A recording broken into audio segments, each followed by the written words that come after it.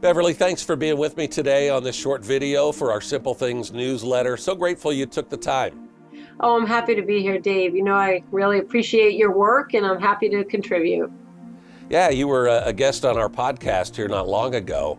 And I really loved, specifically when we talked about the ability to think creatively when it comes to situations that arise. And we all run into those brick walls or those challenges as we're trying to rise up the ladder or try to pursue our dreams or those things that we've set as our goals.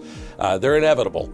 And I know you had some really good suggestions for how to implement some creativity and think outside the box when we run into those things. So can you kind of share some of those strategies with us? Yes, and you know, I think it's important to acknowledge that when we most need that creativity is when we run into the trouble, and that seems to be when it's most frequently going to leave us. So yeah, it's under that stress, right, that we lose our creativity. Absolutely. So a couple of thoughts, Dave. You know, first of all, when we're in the middle of something that we either don't want or is confusing to us or there's too much going on, we will tend to get very focused on the problem and the issues. And, you know, we almost forget to pick our heads up a little bit and say, where is it that I'm hoping to go to? What would that better place look like? So the first thing really is to get very clear on, well, what is it that you want? And take the time to paint that picture in a positive way of where are you headed?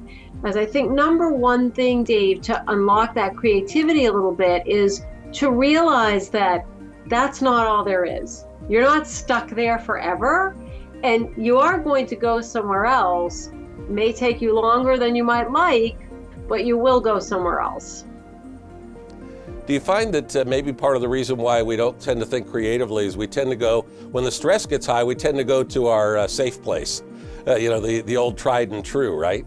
So we will tend to revert to, behaviors that often don't serve us. The other thing that I find is that people get very fixated on the problem at hand, the obstacles in front of them. And I'm a big proponent of highlighting those obstacles, understanding what is it that you're up against. So I really do think, and I've found, and I still do it in my own work and do it with clients, getting those obstacles out and, listing them somehow, acknowledging them somehow, but then organizing them. Which can I control? Which can I influence? Which are out of my control? So that my energies start to really go to those ones that are in my control or in my influence.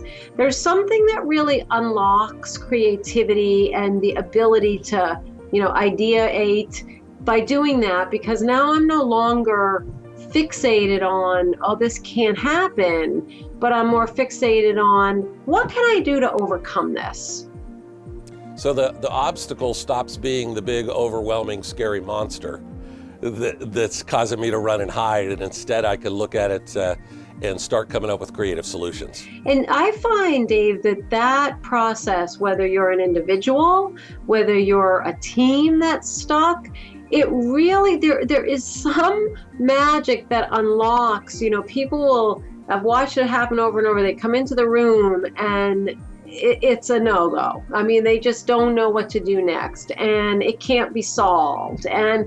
But you have them go through the obstacles, acknowledge them. See, I think that there is some freedom in us just acknowledging that we're up against something, but then get focused on those ones you can change. And then all of a sudden there's something in the brain that starts saying, yeah, maybe that would work, or this would work over here. Well, thank you for that great wisdom, and hopefully our folks will put that into practice. I know I loved when we talked about that on the podcast, and I'm still working to look at those big obstacles with more objectivity. I know that helps, and thanks for reminding us of that.